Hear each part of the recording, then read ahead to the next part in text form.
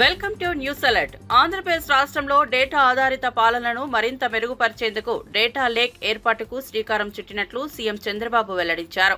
ఇది రాష్ట్రానికి డిజిటల్ పాలనలో కీలక మైలురాయిగా నిలుస్తుందని చెప్పారు. ప్రజల సమాచారం సమగ్రంగా ఉండే ఈ డేటా లేక్ వల్ల సంక్షేమ పథకాల అమలులో పారదర్శకత పెరుగుతుందని, డూప్లికేట్ లబ్ధిదారుల అంశాన్ని నివారించవచ్చని తెలిపారు. ఒక్కో కుటుంబానికి అవసరమైన పథకాలను వారి డేటా ఆధారంగా తేల్చగలగడం వల్ల ప్రభుత్వం మరింత సమర్థవంతంగా సేవలందించగలదని చంద్రబాబు స్పష్టం చేశారు. Real time it will calculate what to do. That type of precision we want to go. So very interesting, sir, but very difficult. I hope, sir, you have shown this to the Prime Minister. I think this should be the national WhatsApp government I need to. Next month anyway we are having a Niti Ayog meeting. Yes. We will show there. Yeah. By that time we will have more and more 500 services nearly. We will show him what we are doing. In data lake also, it is coming reasonable shape now. Every house, sir, we have every individual identification through Aadhaar. Every house geotagging. Family members we are bringing together. What are all the benefits they are getting, either state or center? What are the assets they are having? How to empower them? Now, by using all this data, we selected 20 lakh families before eligibility. We are bringing all industrialists and also high net worth individuals to adopt it. I can monitor, plan, macro level, execute micro level, monitor both levels through WhatsApp. Again, communication. Everything is possible, sir, today. That is where we want to demonstrate. I will monitor everybody's health real time. That is possible. How many people are diabetic? How many people are hypertension or heart problem or nervous problem? How to go for preventive with best solution available globally, knowledge. That is where either preventive or curative or real-time monitoring. Sometimes, sir, in a hospital, 10 days, not necessary. How much money they are spending, not for treatment, for room. It is 5-star hotel. 5-star rates are there. Then there are also infections. Hospital is a hospital. Be at home. Whenever necessary, we will pick up within 30 minutes ambulance. Real time, you will be monitored from home. Wearables. This is where world is moving. I want to take all these things in the direction. They are only quantum computing. We need quantum computing. We will do real-time analytics. I will work it out, sir, in the direction. I need all our cooperation. Even in the villages, how we are doing cleaning, everything. I want to do that. Very inspiring, sir. I am very happy you are all here. No, sir, thank you, sir. Thank you. Very nice of you, sir. 14వ ఆర్థిక సంఘం సమయంలో TDP, 17వ ఆర్థిక సంఘం సమయంలో వైఎస్సార్ కాంగ్రెస్ ప్రభుత్వం ఉన్నాయని మాజీ ఆర్థిక మంత్రి బుగ్గన రాజేంద్రనాథ్ పేర్కొన్నారు. 2014-19 మధ్య టీడీపీ హయాంలో అప్పు శాతం ఎక్కువగా ఉండగా 2019-24 మధ్య వైఎస్సార్సీపీ హయాంలో అప్పు శాతం తక్కువగా ఉందని కేంద్ర సంస్థలు ఆర్బీఐ, కాగ్ లెక్కలు చెబుతున్నాయని వివరించారు.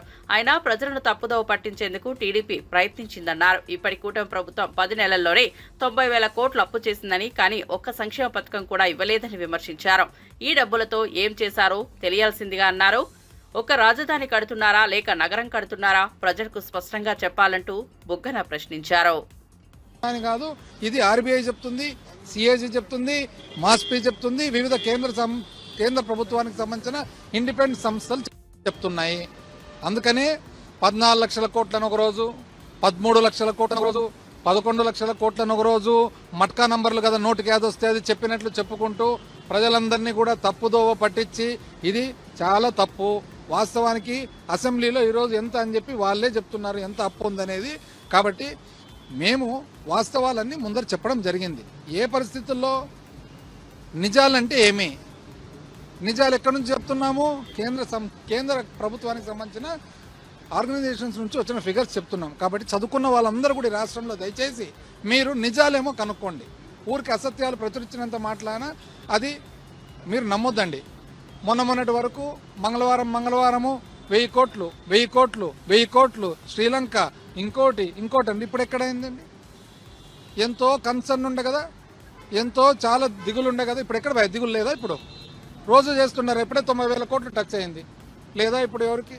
అంటే మొన్నటి వరకు, ఒక సంవత్సరం కింద వరకు రాష్ట్రం ఏమైపోతుందో అని చెప్పి దిగులు పడిన వాళ్ళందరూ కూడా ఈరోజు ఎక్కడ పోయా దిగులు? సడన్గా పోయినా దిగులు. ఎంత అన్యాయం అండి ఇది. ఇది కాకుండా కోవిడ్ ఉన్నా కూడా వివిధ సంక్షేమ పథకాలు ఏవైతే ఉన్నాయో జగన్మోహన్ రెడ్డి గారు ప్రవేశపెట్టినది ఏది వైఎస్ఆర్ రైతు భరోసా అయితేనేమి, ఆసరా అయితేనేమి, చేయూత అయితేనేమి, అదేవిధంగా మరి ఏదైతే అమ్మఒడి అయితేనేమి, ఇవన్నీ కూడా కోవిడ్ అప్పుడు కులాలు మతాలు పార్టీలకు సంబంధం లేకుండా ప్రతి ఒక్క సామాన్య మానవునికి ఏదైతే ఇవ్వగలిగినామో ఈ రోజు కూడా ఆ విధంగా ఇచ్చేదానికి అన్ని రకాలుగా మీరు సహాయపడండి అని చెప్పి రాష్ట్రం తరఫున కోరడం జరిగింది. సంవత్సరం అయినా కూడా ఇంతవరకు సంపద సృష్టి అయితే కనపడలేదు, ఇంకా సంపద తగ్గుతుంది. అదేవిధంగా ఈ సంవత్సరం రోజులుగా ఒక్క స్కీము చేయలేదు, అప్పు చూస్తే అప్పటికంటే ఎక్కువైంది. ఎక్కడ పోతున్నాయి డబ్బులు అనేది కూడా ఒక్కసారి ఎవరైతే మేధావులు ఉన్నారో ఈ రాష్ట్రంలో మొన్నటి వరకు శ్రీలంక అవుతుందని చెప్పి బాధపడిన వాళ్ళు ఉన్నారో వాళ్ళందరూ కూడా ఒక్కసారి మరొకసారి చూసుకోవాలని చెప్పి మేము అన్ని కూడా పేపర్ మూలకంగా తెలియజేయడం జరిగింది. చరిత్రలో కాంగ్రెస్ ప్రభుత్వం బోఫర్స్, 2G, బొగ్గు, కుంభకోణం వంటి ఎన్నో అవినీతి అక్రమాలకు పాల్పడిందని కేంద్ర మంత్రి కిషన్ రెడ్డి ఆరోపించారు. ప్రస్తుతం నేషనల్ హెరాల్డ్ కేసులను వేల కోట్లు కొల్లగొట్టాలని చూస్తోందని, స్వాతంత్ర సమరయోధులు నేషనల్ హెరాల్డ్ను స్థాపించుకుంటే దొడ్డిదారుని పత్రిక ద్వారా రాహుల్, సోనియా గాంధీకి సంబంధించిన రియల్ ఎస్టేట్ కంపెనీకి ఈ ఆస్తులను బదలాయించుకుంటున్నారని ఆరోపించారు. ఢిల్లీలో మీడియాతో మాట్లాడుతూ దీనిపై విచారణ చేస్తే కాంగ్రెస్ పార్టీ దేశవ్యాప్తంగా ధర్నాలు చేపట్టడం సిగ్గుమారిన చర్య. ఆ పార్టీకి చట్టం మీద విశ్వాసం ఉంటే ధర్నాలు చేయరని పేర్కొన్నారు. చెప్పి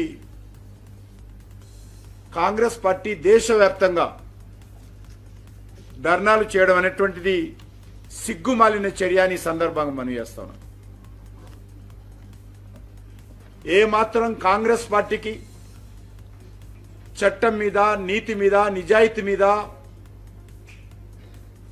విశ్వాసం ఉంటే వాళ్ళు ఈ రకంగా మాట్లాడరు, ధర్నాలు చేయరు.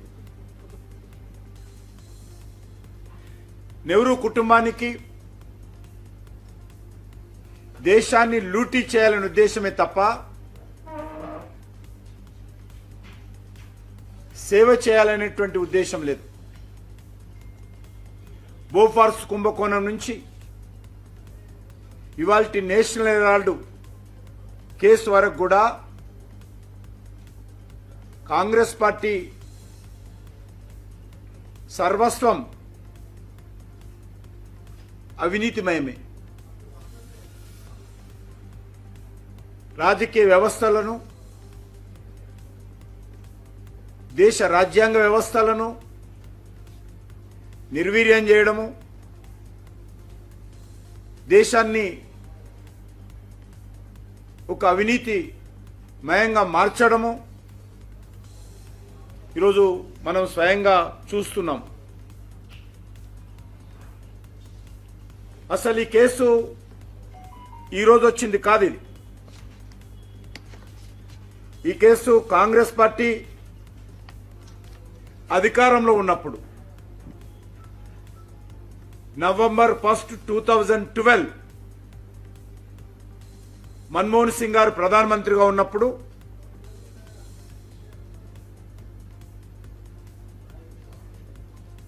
సుబ్రహ్మణ్య స్వామి గారు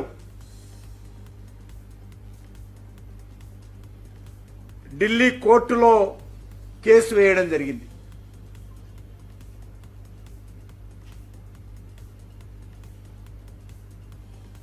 అందులో చాలా స్పష్టంగా సోనియా గాంధీ గారి పైన, రాహుల్ గాంధీ గారి పైన యూపీ హయాంలోని అనకాపల్లి జిల్లా కోటరవుట్ల మండలం కైలాసపట్నంలో బాంబుల తయారీ కేంద్రంలో ఆదివారం జరిగిన ఘోర అగ్ని ప్రమాదంలో మృతి చెందిన కుటుంబాలను రాష్ట్ర హోంమంత్రి వంగల్పూడి అనిత పరామర్శించారు. ప్రతి మృతుడి కుటుంబానికి 15 లక్షల ఎక్స్గ్రేషియా ప్రకటించారు. ప్రభుత్వమే అంత్యక్రియల ఖర్చులను భరిస్తోందన్నారు. బాధిత కుటుంబాలకు ధైర్యం చెప్పిన ఆమె ఈ ఘటనపై సమగ్ర విచారణ జరిపి బాధ్యులపై కఠిన చర్యలు తీసుకుంటామని హామీ ఇచ్చారు. భవిష్యత్తులో ఇటువంటి ప్రమాదాలు జరగకుండా అన్ని జాగ్రత్తలు తీసుకుంటామని హోంమంత్రి స్పష్టం చేశారు. భారీ విస్ఫోటనం మనందరికీ కూడా తెలిసింది. ఆ దురదృష్టకర సంఘటనలో సుమారుగా 8 మంది అక్కడ ప్రాణాలు కోల్పోవడం, అదేవిధంగా ఒక 8 మంది ఈ రోజుకి కూడా హాస్పిటలైజ్డ్ అవ్వడం కూడా మనందరికీ తెలుసు. ఆ రోజు జరిగిన తర్వాత ఇమీడియట్ గా గౌరవ సీఎం గారు, గౌరవ డిప్యూటీ సీఎం గారు, అదేవిధంగా గౌరవ లోకేష్ గారు అందరూ కూడా ఇమీడియట్ గా స్పందించి ఆ రోజు ఇక్కడ అన్ని సహాయక చర్య కార్యక్రమాల్లోనూ కూడా ఎన్డీఏ కార్యకర్తలందరినీ కూడా ఇన్వాల్వ్ అవ్వమని మా అందరికీ ఆదేశించడం, అదేవిధంగా ఇమీడియట్గా నేను, కలెక్టర్ గారు, అదేవిధంగా ఎస్పీ గారు, డిఐజీ గారు అందరూ కూడా స్పాట్కి వచ్చి ఇక్కడ ఎటువంటి అంటే ఇంకా ఫర్దర్గా ఎటువంటి సంఘటనలు జరగకుండా చూసుకోవడం ఒక బాధ్యత అయితే ఇక్కడున్న క్షతగాతులందరినీ ఇమీడియట్గా హాస్పిటల్స్కి ఇక్కడ నుంచి ఇటు వైజాగ్కి కూడా చేరవేయడం అన్నది కూడా మీ అందరూ కూడా చూశారు. ఆ రోజు అనౌన్స్ చేసినట్టుగా 15 లక్షల రూపాయలు వాళ్ళ ఫ్యామిలీ సర్టిఫికేట్స్ వచ్చిన తర్వాత లీగల్ హైస్ తెలుసుకున్న తర్వాత ఈరోజు గవర్నమెంట్ ఆ ఫ్యామిలీ అందరికీ కూడా 15 లక్షల రూపాయలు, ఒక్కొక్కరికి 15 లక్షల రూపాయలు అనౌన్స్ చేయడం మీ అందరికీ కూడా తెలుసు. చనిపోయిన కుటుంబాలకి వాళ్ళందరికీ కూడా ఈరోజు ఇవ్వాలి అనే ఉద్దేశంతోనే వాళ్ళ ఇంటింటికి వెళ్ళి వాళ్ళ ఇంట్లోకి మేమే వెళ్ళి ఆ 15 లక్షల రూపాయలు కూడా వాళ్ళకి ఇవ్వడం జరుగుతుంది. ఆ కుటుంబాన్ని కూడా అన్ని విధాలుగా మేము ఆదుకుంటాం. ఒక కుటుంబం దగ్గరికి వెళ్తే వాళ్ళ అబ్బాయి మహేష్ చదువుకుంటానని చెప్పి బాధపడ్డాడు, చదువుకునే పరిస్థితి లేదు అంటే ఆ చదువు బాధ్యతలు కూడా ఈరోజు మేమే తీసుకునేటట్టుగా, మేము కూడా గవర్నమెంట్ తీసుకునేటట్టుగా మీ అందరికీ కూడా తెలియజేసుకుంటున్నాం. అదేవిధంగా ఇక్కడ కూడా ఒక అబ్బాయి బాలసాయి అబ్బాయి కూడా చదువుకుంటుంటే ఇక్కడ క్లియర్గా హౌస్ కూడా లేదు అనేసరికి ఆర్డీఓ గారికి చెప్పి హౌసింగ్ కూడా స్కీమ్ కూడా ఏర్పాటు చేసి ఆ కుటుంబాలను అన్ని విధాలుగా కూడా మేము ఆదుకునే పరిస్థితి కనిపిస్తూ ఉంది. అదేవిధంగా ఎవరైతే క్షతగాత్రులు ఉన్నారో, హాస్పిటల్ ఉన్నారో వాళ్ళందరికీ కూడా 1 లక్ష రూపాయలు చెక్ కూడా తీసుకెళ్ళి ఇస్తాం. వీటితో పాటు మనకి ప్రధానమంత్రి గారి దగ్గర సహాయ నిధి నుంచి కూడా ఒక 2 లక్షల రూపాయలు చనిపోయిన వాళ్ళకి, గాయపడిన వాళ్ళకి కూడా ఇంకో 50,000 రూపాయలు అక్కడి నుంచి కూడా వస్తుంది.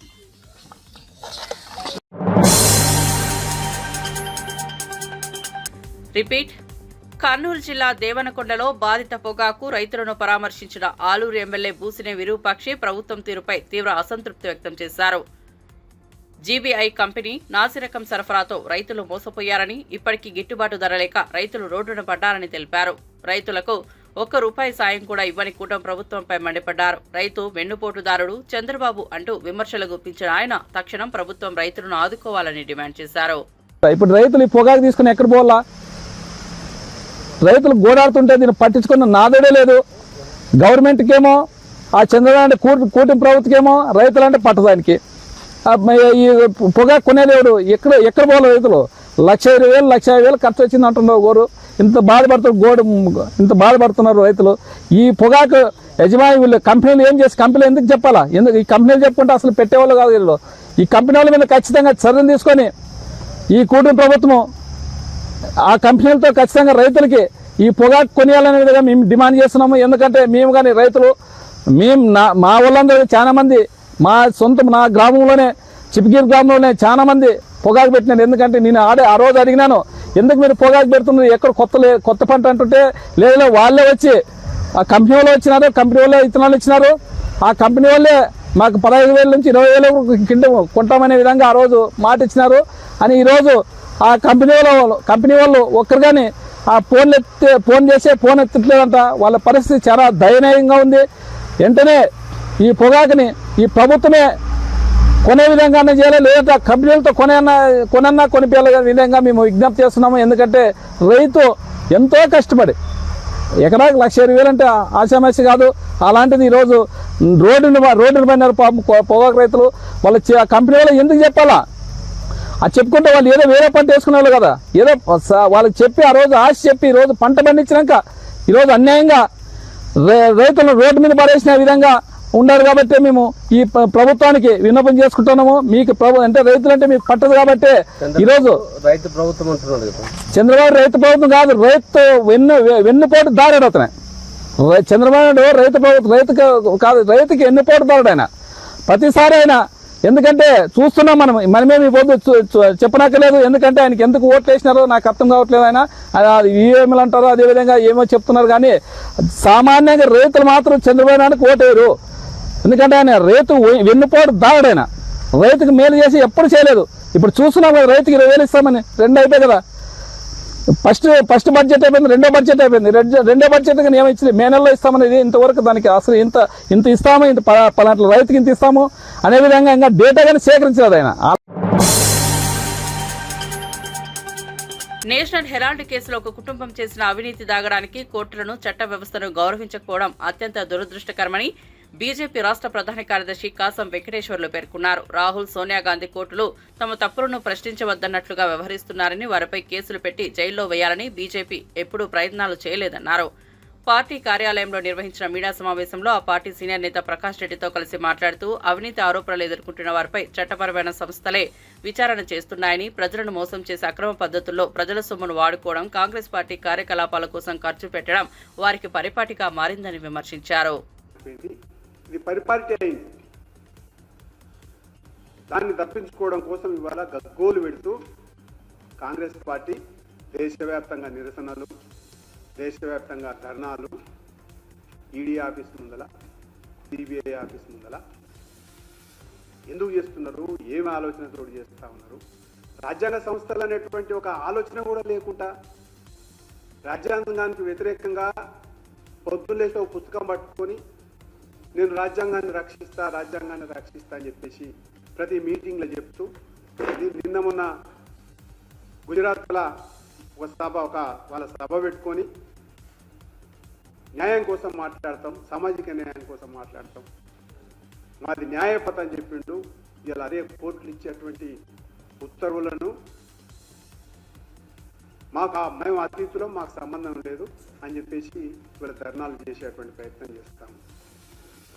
ఒక విషయం ఆలోచన చేస్తే అసలు నేషనల్ హెరాల్డ్ కేసుకు భారతీయ జనతా పార్టీకి ఏం సంబంధం? నేషనల్ హెరాల్డ్ కేసుకు నరేంద్ర మోడీ గారి ప్రభుత్వానికి ఏం సంబంధం? ఈ విషయం స్పష్టంగా ఆలోచన చేయాలని చెప్పేసి మీ అందరూ కూడా విజ్ఞప్తి చేస్తా ఉన్నా. మీ ద్వారా ప్రజలకు కూడా తెలవాలనేటువంటి విషయం చెప్తా ఉన్నా. 1938లో నేషనల్ హెరాల్డ్ పత్రికను జవహర్లాల్ నెహ్రూ స్థాపించిండు. 1938 ఈ యొక్క పత్రికని అసోసియేటెడ్ జర్నల్స్ లిమిటెడ్ అనే సంస్థ ప్రచురిస్తూ ఉంటుంది. అయితే 2008 వరకు నడిపించారు. 2008 ఆర్థిక సంక్షోభం అనేటువంటి పేరు మీద ఈ పత్రికను మూసేసింది, క్లోజ్ చేసింది. అప్పుడు ఈ యొక్క జర్నల్స్ ఏజేఎల్ ఏదైతే సంస్థ ఉందో ఆ సంస్థ తీవ్రమైనటువంటి ఆర్థిక సంక్షోభంలో పడిపోయింది. మహబూబ్ నగర్ జిల్లాలో భూ కబ్జా వివాదం ముదురుతోంది. హన్వాడ మండలం అమ్మాపూర్ గ్రామ శివారులోని 71, 74 సర్వే నెంబర్లో ఉన్న 26 ఎకరాల భూమిని కాంగ్రెస్ ఎమ్మెల్యే ఎన్ఎం శ్రీనివాసరెడ్డి అనుచరుడు టంకాల కృష్ణయ్య బెదిరింపులతో ఆక్రమిస్తున్నారని స్థానిక రైతులు ఆరోపిస్తున్నారు. రికార్డులో ఉన్న 72, 73 సర్వే భూములు భూ ఉపరితలమే లేకపోవడంతో పక్కనున్న భూమిపై దండెత్తిన కృష్ణయ్య స్థానిక రైతులను అడ్డు వస్తే చంపేస్తా అంటూ బెదిరిస్తున్నారని వారు చెబుతున్నారు. అప్పటి నుంచే తాతా ముత్తాతలు వ్యవసాయం చేస్తూ వచ్చిన తమ భూములు దురాక్రమణకు గురవుతుండటంతో రైతులు తమ రక్షణ కల్పించి భూములు తిరిగి ఇప్పించాలంటూ ప్రభుత్వాన్ని వేడుకుంటున్నారు. ఎంఆర్ఓను కూడా బెదిరించినట్లు ఆరోపణలు రావడం కలకలం రేపుతోంది. ఆయన ఏనాడు కూడా మూకపైకి రాలేదు, మూకను దున్నలేదు, ఆయన భూమి ఎక్కడో తెలియదు. ఓన్లీ రికార్డు ప్రకారంగా భూమి ఉంది. ఇట్టి దానిపై విజేంద్ర అనే ఇంకొక బాబనాయనకి భూమి అమ్మినప్పుడు పెద్ద ఎత్తున ధర్నా చేసి వారం రోజులు ధర్నా చేసి కలెక్టర్ గారికి, ఆర్డీఓ గారికి, ఎంఆర్ఓ గారికి, అప్పట్లో ఉన్న ఎంఆర్ఓ గారికి కూడా వినతి పత్రాలు ఇవ్వడం జరిగింది. అయ్యా ఆయన భూమి ఎక్కడుందో, మేము కాస్తున్న భూములు మాకు పట్టాలున్న భూములను హద్దులేసి సర్వే నెంబర్ పెట్టి ఆయన సర్వే నెంబర్ పెట్టి హద్దులు చేసి పట్టాలు చేస్తున్నాడు. భవిష్యత్తులో మాకు ఇబ్బంది అవుతుంది. కాబట్టి ఈ రైతుల సన్నాసినాక రైతులను పేదలను పుట్టకూడదు. కాబట్టి ఇది ఇప్పుడే తక్షణమే ప్రభుత్వ పరంగా సంయుక్త సర్వే నిర్వహించి, అంటే కోయిలకొండ మండలు, అనువాడ మండలు 2 మండలాల సరిహద్దులు తేల్చి, అదేవిధంగా కోయిలకొండ మండలాల అవంగపట్నము, కాదాయపల్లి, మరి అదేవిధంగా అనువాడ మండలంలో అమ్మపూరు, గొండాల శివార్లను అత్తులు సర్వే నిర్వహించి అత్తులు నిర్ధారణ చేసినాక అప్పుడు మా భూములు ఎక్కడున్నాయి, మరి ఆయన భూమి ఎక్కడుంది, అప్పుడు పట్టాలు చేయండి. మేము భూక మీద ఉండి మాకు పట్టాలున్న భూముల పట్టాలు వేరే వాళ్ళకు మా అత్తులేసి పట్టాలు చేయడం అని చెప్పి దరఖాస్తు ఇప్పించడం జరిగింది, ధర్నా చేయడం జరిగింది. అయినా కూడా మరి ఇప్పుడున్న ప్రజెంట్ తహసీల్దార్ కూడా 2024 12వ నెల 31 తారీఖు నాడు కూడా సేమ్ దరఖాస్తు మరొకసారి ఇదే విధంగా వేరే వాళ్ళకి పట్టాలు చేస్తున్నాం, సుజేందర్ రావనేట ఆయన చేస్తున్నారని చెప్పి ఆయన దృష్టికి తీసుకుపోయి దరఖాస్తు ఇవ్వడం జరిగింది. అయినా కూడా ఈ రోజు మళ్ళీ ఈ నెల 9 ఏప్రిల్ 2025 నాడు మరి ఇదే అనువాడ గ్రామం చెందిన టంకర కృష్ణ కాంగ్రెస్ లీడరు, ఆయన ముత్యానుచరు, ఎమ్మెల్యే ముత్యానుచరు ఒక అధికార పార్టీ దుర్వినియోగంతో మరి ఎంఆర్ఓ గారిని బెదిరించి జీపీఏ పట్టా చేసుకోవడం జరిగింది.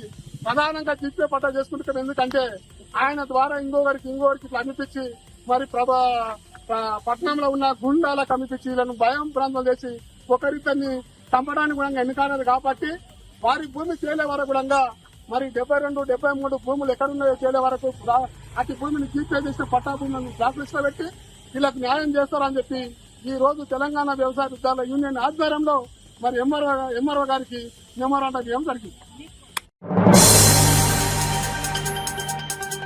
తెలంగాణ పబ్లిక్ సర్వీస్ కమిషన్ నిర్వహించిన గ్రూప్ 1 పరీక్షా ఫలితాల్లో జరిగిన అవకతవకలపై జ్యుడిషియల్ ఎంక్వైరీ ఏర్పాటు చేయాలని మాజీ మంత్రి BRS MLA Gangula Kamalakar demand చేశారు. విద్యార్థుల భవిష్యత్తులో ఆడుకుంటున్న కాంగ్రెస్ ప్రభుత్వం తక్షణమే విచారణకు ఆదేశించాలన్నారు. తెలంగాణ భవన్లో మీడియాతో మాట్లాడిన ఆయన మెయిన్ హాల్ టికెట్ల మార్పులు, అభ్యర్థుల కంటే ఎక్కువ ఫలితాలు విడుదల, ఎంపిక ప్రక్రియలో నిస్పష్టత వంటివి తీవ్ర అనుమానాలకు దారితీస్తున్నాయి. ఇది దేశంలోనే అతిపెద్ద కుంభకోణంగా అభివృద్ధి చెందుతోంది. బాధ్యులపై చర్యలు తీసుకునే వరకు మా పోరాటం కొనసాగుతుందన్నారు.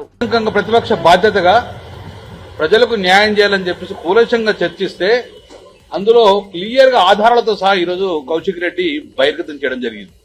మరి ప్రభుత్వం దీని మీద స్పందించాలి. ఎవరో కొంతమంది నాయకులు కావచ్చు, అధికారులు కావచ్చు తప్పు చేస్తే చాలా మంది విద్యార్థుల లైఫ్ ఖరాబ్ అవుతుంది. కాబట్టి ఇమ్మీడియట్ గా ప్రభుత్వం దీన్ని ముఖ్యమంత్రి రేవంత్ రెడ్డి చాలా సార్లు మాట్లాడిన అసెంబ్లీ సమావేశాలలో మీరు ఎలాంటి సూచనలు చేస్తే మీరు స్వీకరిస్తామన్నారు. ఇది రేవంత్ రెడ్డి గారు ప్రభుత్వానికి కౌశిక్ రెడ్డి క్లియర్ గా సూచిస్తారు. ఇది ప్రజల జీవితంలో తప్పు జరిగింది, మరి మీరు దీన్ని సమర్థిస్తున్నారు రేవంత్ రెడ్డి గారు అని చెప్పి సూటిగా ప్రశ్నిస్తున్నారు. నిజంగా మీరు సమర్థించకపోతే వెంటనే దీని మీద జ్యుడిషియల్ ఎంక్వైరీ స్టార్ట్ చేయండి. మీరు నిజంగానే రేవంత్ రెడ్డి గారు నిజంగా దీన్ని ట్రాన్స్పరెన్సీగా పరిపాలన చేయాలనుకున్నప్పుడు కౌశిక్ రెడ్డి ఆరోపణల మీద నిజాలు తెలుసనుకోవడంగా ఈ రోజు ఒక జ్యుడిషియల్ ఎంక్వైరీ ఇవ్వండి. అంటే అన్నిటి మీద జ్యుడిషియల్ ఎంక్వైరీ ఎత్తారు కదా, మరి దీని మీద ఎందుకు వేయరు? ఇంతమంది విద్యార్థుల జీవితాలతో ఆడుకున్నది కదా. కాళేశ్వరం జ్యుడిషియల్ ఎంక్వైరీ సీచేతుడు వేయించినావు. ఏ చిన్న తెలంగాణ టీఆర్ఎస్ ప్రభుత్వం మంచి చేసిన అన్ని కూడా జ్యుడిషియల్ ఎంక్వైరీ నడుతుంది కదా. కేటీఆర్ మీద, ఫార్ములా 4 అన్నిటి మీద ఎత్తున్నారు, వేసుకో, ఇబ్బంది లేదు. మరి దీని మీద ఎందుకు వేయరు? దీన్ని ఇమ్మీడియట్ గా కేటీఆర్ గారు అయితే ఫార్మా రైస్ మీద వేసినప్పుడు ఇమ్మీడియట్ గా ఈటీ కూడా ఎంక్రోచ్ అయింది కదా. నేను ఇప్పుడు బండి సంజయ్ కూడా రిక్వెస్ట్ చేస్తున్నాను. బండి సంజయ్ గారిని, కిషన్ రెడ్డి గారిని ఒకటే, ఈ రోజు కౌశిక్ రెడ్డి ఆరోపణలలో నిజం ఎంతో ఉందో లేదో మీరు కేంద్ర ప్రభుత్వంలో ఉన్న విజిలెన్స్ ఎంక్వైరీ కానీ, కేంద్ర ప్రభుత్వ పరిధిలో ఉన్న సిబిఐ ఎంక్వైరీ కానీ యాజ్ ఏ సెంట్రల్ గవర్నమెంట్ గా మీరు యాక్ట్ చేయండి. ఇక్కడ తప్పు జరిగిందో లేదో ఇప్పుడు ప్రతిపక్షంలో మేము, రాష్ట్రంలో అధికారం లేము, కేంద్రంలో అధికారం లేదు. రాష్ట్ర ప్రభుత్వం తప్పు చేసినప్పుడు కేంద్ర ప్రభుత్వం ఇన్వాల్వ్మెంట్ కావాలి కదా. నిన్న మోడీ గారు ఎట్లయితే బుల్డోజర్ పంపిస్తున్న అడుగుల మీద అన్నప్పుడు ఇది కూడా ప్రజల మీద జరిగింది దాడే కదా. కాబట్టి ఈ యొక్క రాష్ట్రంలో మంత్రులుగా ఉన్న కిషన్ రెడ్డి గారు, బండి సంజయ్ గారు వెంటనే దీని మీద స్పందించండి. జ్యుడిషియల్ ఎంక్వైరీ చేయించమని డిమాండ్ చేయండి. లేదా మీ కేంద్ర ప్రభుత్వంలో విజిలెన్స్ ఎంక్వైరీ చేయండి, సెంట్రల్ విజిలెన్స్, లేదా సిబిఐ ఎంక్వైరీ చేసుకొని మీరు బాధితులకు న్యాయం చేయండి. ఎవరు తప్పు చేసినా వారిని శిక్షిస్తాను కూడా మీరు ముందుకు రావాలని చెప్పి మా ప్రధానంగా బీఆర్ఎస్ పక్షాన డిమాండ్ చేస్తాం. ఆదోని మున్సిపల్ చైర్మన్ పై ఉంచిన అవిశ్వాస తీర్మానం విజయవంతమవడం పట్ల వైఎస్ఆర్సీపీ కర్నూలు జిల్లా అధ్యక్షుడు ఎస్వి మోహన్ రెడ్డి హర్షం వ్యక్తం చేశారు. పార్టీ మారిన చైర్మన్ పై తమ పార్టీ కౌన్సిలర్ల అవిశ్వాస తీర్మానం పెట్టి తొలగించడాన్ని చారిత్రక సంఘటనగా అభివర్ణించారు. వైసీపీలో ఉండే కూటమి ప్రభుత్వానికి మద్దతు తెలిపిన వ్యక్తిని అధికారమే దించేయడమే కాకుండా ఇది కూటమికి ఒక చెంపపెట్టు అని పేర్కొన్నారు. ప్రజల్లో బలం లేని కూటమి ప్రభుత్వం డబ్బులతో అధికారాలు పొందే ప్రయత్నం చేస్తున్నప్పటికీ కర్నూలులో వారి ప్రయత్నాలు విఫలమయ్యాయని తెలిపారు. కూటమి కౌంట్ డౌన్ ఆదోని నుంచే మొదలైందని హెచ్చరించారు. కౌన్సిలర్లు వెళ్ళిపోయినారు, కార్పొరేటర్లు వెళ్ళిపోయినారు, ఎమ్మెల్సీ సీట్లు నమ్మి ఎమ్మెల్సీ సీట్లు ఇచ్చేవాళ్ళు వెళ్ళిపోయినారు.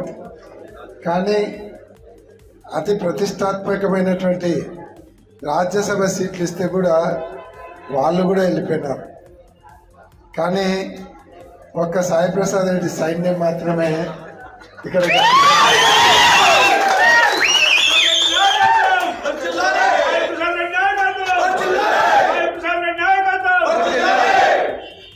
నేను అవిశ్వాస తీర్మానం ఇచ్చిన తర్వాత జగన్మోహన్ రెడ్డి గారు కర్నూలుకు వచ్చినప్పుడు నేను ఆయనతో పాటు వెహికల్ ఉన్నప్పుడు చెప్పినాను, నేను ఇట్లా సాయి ప్రసాద్ రెడ్డి గారు వాళ్ళ కౌన్సిలర్లు అందరూ అవిశ్వాస తీర్మానం ఇచ్చినారు, మనకు కలెక్టర్ డేట్ ఇవ్వాల్సి ఉంది అని.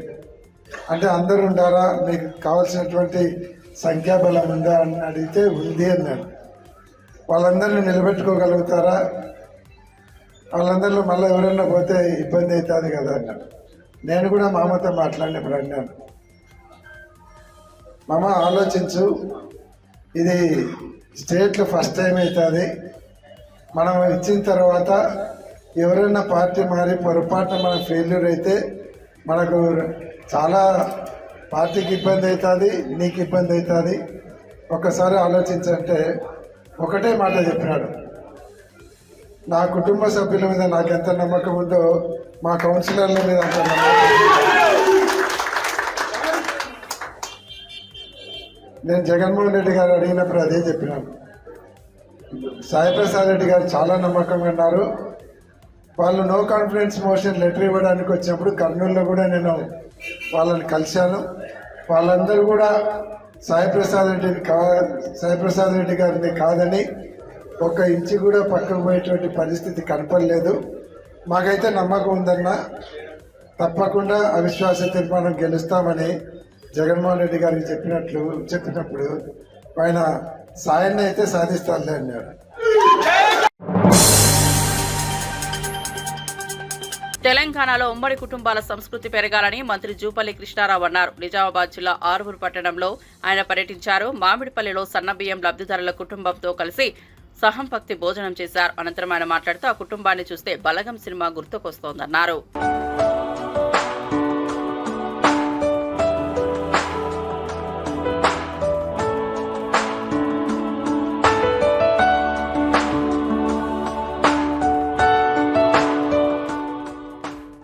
సన్న బియ్యంతో వండినటువంటి వంటను భోజనాన్ని ఉమ్మడి కుటుంబంలో అందరు కుటుంబ సభ్యులతో కలిసి, అంటే సుమారుగా ఉమ్మడి కుటుంబం అంటే పెద్ద కుటుంబం, సుమారుగా 70 మంది కుటుంబ సభ్యులతో కలిసి భోజనం జరిగింది. చాలా సంతోషంగా ఉంది. ఉమ్మడి కుటుంబం అనేది వ్యవస్థలో ఒకనాటికి ఈనాటికి చాలా మార్పు వచ్చింది. ఈ కుటుంబాన్ని చూస్తే నాకు చాలా సంతోషం, ఆనందం అనిపించింది. అంటే ఒక్కొక్కరు 80 ఏళ్ళు, 90 ఏళ్ళు, 70 ఏళ్ళు, ఒకవైపున మనవలు 2 ఏళ్ళు, 4 ఏళ్ళు మనవలు, 40 ఏళ్ళు 30 కొడుకులతోటి కోడలతోటి అంటే కళకళాడుతా ఉంది కుటుంబం. ఇది మన సంస్కృతి, ఇది మన సాంప్రదాయం. కలిసి ఉంటే కలదు సుఖమనే కింద. బలగన్ సినిమా చూసిండ్రు. బలగన్ సినిమా చూస్తే ఈ కుటుంబాన్ని చూస్తే బలగన్ ధ్యాసకు వచ్చింది, బలగన్ చూస్తే వీళ్ళ కుటుంబ ధ్యాసకు వస్తాం. అందుకే ఈ కుటుంబంతో ఉమ్మడి కుటుంబంతో కలిసి సన్న బియ్యంతో ఈనాడు ఇందిరమ్మ ప్రభుత్వం, కాంగ్రెస్ ప్రభుత్వం, గౌరవ ముఖ్యమంత్రి రేవంత్ రెడ్డి గారి నాయకత్వాన, అట్లాగే సివిల్ సప్లై శాఖ మంత్రి ఉత్తమ్ కుమార్ రెడ్డి గారు ఆధ్వర్యంలో ఈ యొక్క సన్న బియ్యాన్ని ప్రతి పేదవాడు కూడా ప్రతి గౌరవంగా బతకాలి, అందరితో సమానంగా తినాలనే ఉద్దేశంతో ఈ రోజున సన్న బియ్యం జరిగింది. కార్యక్రమం మంచి కార్యక్రమం, చాలా గొప్ప కార్యక్రమం కూడా. ఈ రోజున అక్కడక్కడ సమస్యల కారణంగా, అప్పుల కారణంగా ఎక్కడెక్కడ రైతుల ఆత్మహత్యలు జరుగుతూ ఉంటాయో, ఈ ఆత్మహత్యలు జరగకుండా ఉండాలంటే ఉమ్మడి కుటుంబాల వ్యవస్థ మళ్ళీ ముందుకు రావాలా. ఎందుకంటే ఒకరు బాధల్లో ఉంటే మిగతా కుటుంబ సభ్యులు ఓదార్చే వాళ్ళు ఉంటారు, ధైర్యం చెప్పేటోళ్ళు ఉంటారు. నీకెందుకురా తమ్ముడు నేనున్నా, నీకెందుకు చెల్లి నేనున్నా, ఒక ధైర్యం, ఒక ఓదార్పు. కాబట్టి ఇది గతంలో 2005 సంవత్సరంలో డాక్టర్ అబ్దుల్ కలాం ఆజాద్ గారు రాష్ట్ర ఉమ్మడి శాసనసభను ఉద్దేశించి ప్రసంగిస్తున్నప్పుడు 10 ప్రశ్నలు అడగమన్నప్పుడు నేను ఇండిపెండెంట్ శాసనసభకు ఒక ప్రశ్న అడిగాను. ఈ యొక్క రైతుల ఆత్మహత్యల పరంపర కొనసాగుతా ఉంది, ఇది ఎందుకు జరుగుతుంది, ఇది పరిష్కారం ఏంటన్నప్పుడు ఆయన కూడా ఇదే మాట అసెంబ్లీలో ఈ మాట చెప్పడం జరిగింది. ఉమ్మడి కుటుంబ వ్యవస్థ లోపించింది కాబట్టి, ఓదార్చే వాళ్ళు, ధైర్యం చెప్పే వాళ్ళ సిస్టమ్ పోయింది కాబట్టి ఇప్పుడు జరుగుతూ ఉన్నాయి. ఇది జరగకుండాలంటే ఈ వ్యవస్థ కొనసాగాలని మన సంస్కృతి, మన సాంప్రదాయం ఇవన్నీ కూడా కొనసాగి చెప్పడం జరిగింది. నిజామాబాద్ జిల్లా బీంకల్ కేంద్రంలో బీఆర్ఎస్ కార్యకర్తలపై లాఠీచార్జ్ను ఖండిస్తూ మాజీ మంత్రి ఎమ్మెల్యే వేముల ప్రసాద్ రెడ్డి మండిపడ్డారు. ఎన్నికల సమయంలో తులం బంగారం ఇస్తామని ప్రకటించిన కాంగ్రెస్ ప్రభుత్వం 16 నెలలు గడిపినా హామీ నెరవేర్చలేకపోయిందన్నారు. తులం బంగారం ఎప్పుడు ఇస్తారని ప్రశ్నిస్తే లాఠీచార్జ్ చేస్తారా అంటూ మండిపడ్డారు. వాల్కొండ నియోజకవర్గంలో 21,000 మంది రైతులకు రైతు భరోసా రాలేదని, వృద్ధులు, వితంతువుల పెన్షన్లు పెంచుతామని చెప్పి నేడు ఏమీ ఇవ్వకపోవడం ప్రజల మోసమే అన్నారు. ప్రతి మహిళకు 2,500 ఇవ్వాలని చెప్పారు. ఇప్పుడు అడిగితే లాఠీచార్జ్ చేస్తారా అని నిలదీశారు. యాంకర్ ప్రదీప్, దీపికా పిల్లి జంటగా నటించిన చిత్రం అక్కడ అమ్మాయి ఇక్కడ అబ్బాయి ఏప్రిల్ 11న విడుదలైన ఈ సినిమాకు ప్రేక్షకుల నుంచి మంచి స్పందన లభిస్తోంది. సినిమా విజయం సాధించిన నేపథ్యంలో ప్రదీప్, దీపిక చిత్ర బృందంతో కలిసి తిరుపతిలోని థియేటర్లో సందడి చేశారు. సినిమాను విజయవంతం చేసిన ప్రేక్షకులకు వారు కృతజ్ఞతలు తెలిపారు.